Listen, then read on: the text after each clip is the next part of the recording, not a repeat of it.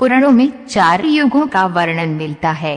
सतयुग, त्रेता युग, द्वापर युग और कलयुग। कलयुग को एक श्राप कहा जाता है, पर क्या आपको पता है कि पृथ्वी पर कलयुग कैसे आया, कैसे कलयुग की शुरुआत हुई? आइए हम बताते हैं आपको। क्या हमने कभी इस बात की ओर ध्यान दिया है कि ऐसा क्या कारण रहा होगा जिसके चलते कलयुग को धरती पर आना पड़ा? वह न सिर्फ आया बल्कि यहाँ आकर यहीं का हो गया। तो आखिर क्या रहस्य है कलयुग के धरती पर आगमन के पीछे? महान गणितज्ञ आर्यभट्ट ने अपनी पुस्तक आर्यभट्टियम में इस बात का उल्लेख किया है कि जब वे 23 वर्ष के थे तब कलयुग का 3600वां वर्ष चल रहा था। आंकड़ों के अनुसार आर्यभट्ट का जन्म 476 ईस्वी में हुआ था। गणना की जाए तो कलयुग का आरंभ 3102 ईसा पूर्व हो चुका था, जब धर्मराज युधिष्ठिर अपना पूरा राजपाट परीक्षित को सौंपकर अन्य पांडवों और द्रौपदी समेत महाप्रयाण हेतु हिमालय की ओर निकल गए थे। उन दिनों स्वयं धर्म बैल का रूप लेकर गाय के रूप में बैठी पृथ्वी देवी से सरस्वती नदी के किनारे मिले। गाय रूपी पृथ्वी के नयन आंसुओं से भरे हुए थे, उनकी आंखों से आंसू बह रहे थे।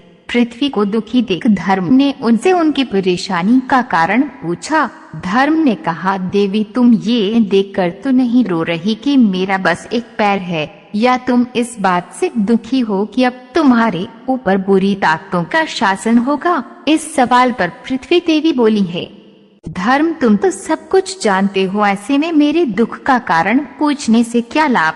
सत्य, पवित्रता, क्षमा, दया, संतोष, त्याग, शास्त्र विचार, ज्ञान, वैराग्य, शौर्य, तेज, ऐश्वर्य, कांति, कौशल, स्वतंत्रता, निर्भीकता, कोमलता, धैर्य, साहस, उत्साह, कीर्ति, आस्तिकता, स्थिरता, गौरव, अहंकारहीनता आदि गुणों के स्वामी भगवान श्री कृष्ण के स्वधाम जाने की वजह से कलयुग ने मुझ पर कब्जा कर लिया है। पहले भगवान कृष्ण के चरण मुझ पर पड़ते थे, जिसकी वजह से मैं खुद को सौभाग्यशाली मानती थी, परंतु अब ऐसा नहीं है। अब मेरा सौभाग्य समाप्त हो गया है। धर्म और पृथ्वी आपस में बात कर ही रहे थे कि इतने में असुर रूपी कलयुग वहां आ पहुंचा और बैल और गाय रूपी धर्म और पृथ्वी को मारने लगा। राजा परीक्षित वहां से गुजर रहे थे। जब उन्होंने ये दृश्य अपनी आंखों से देखा तो कलयुग पर बहुत क्रोधित हुए। अपने धनुष पर बाण रखते हुए राजा परीक्षित ने कलयुग से कहा, दुष्ट पापी तू कौन है? इन निर्दयी गाय तथा बैल को क्यों सता रहा है? तू महान अपराधी है। तेरा अपराध क्षमा योग्य नहीं है। तेरा वो धनिश्चित है। राजा परीक्षित ने बैल के स्वरूप में धर्म और गाय के स्वरूप में पृथ्वी देवी को पहचान लिया।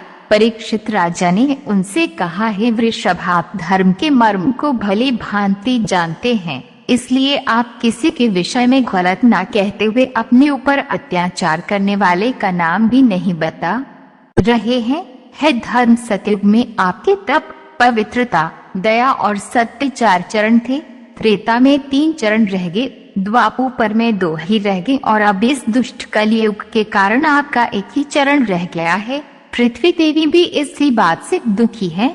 इतना कहते ही राजा परीक्षित ने अपनी तलवार निकाली और कलयुग को मारने के लिए आगे बढ़े। राजा परीक्षित का क्रोध देखकर कलयुग कांपने लगा।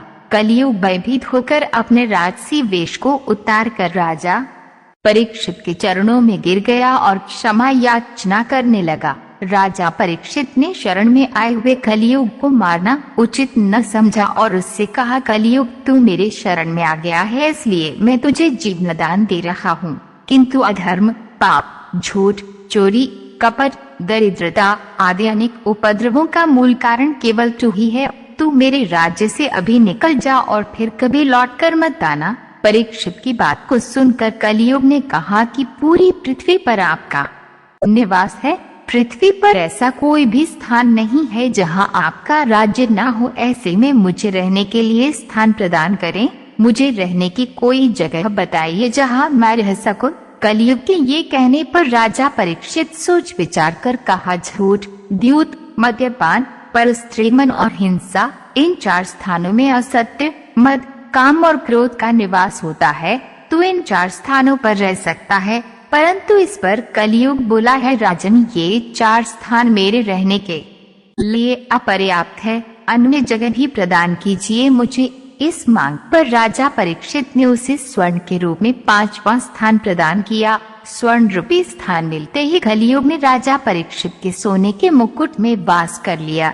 कलयुग इन स्थानों के मिल जाने से प्रत्यक्षतः तो वहां से चला गया, किंतु कुछ दूर जाने के बाद अदृश्य रूप में वापस आकर राजा परीक्षित के स्वर्ण मुकुट में निवास करने लगा। मार्कंडेय पुराण में कलयुग के दौरान शासक जनता पर मनमाने ढंग से शासन करेंगे, मन चाहे ढंग से उन पर कर थोपेंगे। शासक अपने राज्य में अध्यात्म की जगह भय का प्रसार करेंगे, वे स्वयं एक बहुत बड़ा खतरा बन जाएंगे।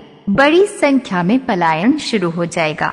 लोग सस्ते खाद्य पदार्थ और सुविधाओं की तलाश में अपने घरों को छोड़कर जाने के लिए मजबूर होंगे। धर्म को नजरअंदाज कर दिया जाएगा और लालच, सत्ता, पैसा सभी के मस्तिष्क में प्रबल रूप से विद्यमान रहेगा। लोग बिना किसी पश्चाताप के अपराधी बनकर लोगों की हत्या करेंगे। संभोग जिंदगी की सबसे बड़ी जरूरत बन जाएगी। लोग बहुत आसानी से कसम खाएंगे और उसे तोड़ देंगे। वचनों का कोई अर्थ नहीं रह जाएगा। लोग मदिरा और अन्य नशीले पदार्थों की चपेट में आ जाएंगे। गुरुओं का सम्मान करने की परंपरा समाप्त हो जाएगी। ब्राह्मण ज्ञानी नहीं रहेंगे। क्षत्रियों का साहस खो जाएगा और वैश्य अपने व्यवसाय में ईमानदार नहीं रह जाएंगे। पाप अपने चरम पर होगा। ऐसे हुई थी कलयुग की शुरुआत। भारतीय संस्कृति सबसे प्राचीन है। सनातन धर्म विश्व का सबसे प्राचीन धर्म है।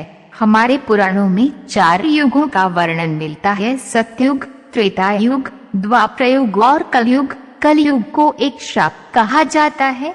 हमारे शास्त्रों में सृष्टि के आरंभ से प्रलय काल तक की अवधि को 4 युगों में बांटा गया है। वर्तमान में हम जिस युग में जी रहे हैं उसे कलयुग कहा गया है। इससे पहले 3 युग बीत चुके हैं, सतयुग, त्रेता और द्वापर।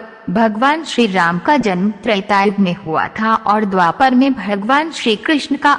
कलयुग के अंत में भगवान कल की अवतार लेंगे और संसार में फैले पाप और अन्याय के साम्राज्य का अंत करके पुनः धर्म की स्थापना करेंगे। हमें आशा है कि ये वीडियो आपको पसंद आया होगा, तो एक लाइक तो बनता। हम आपके लिए इतनी मेहनत करके एक वीडियो बनाते हैं, तो मेरे चैनल को सब्सक्राइब जरूर करें।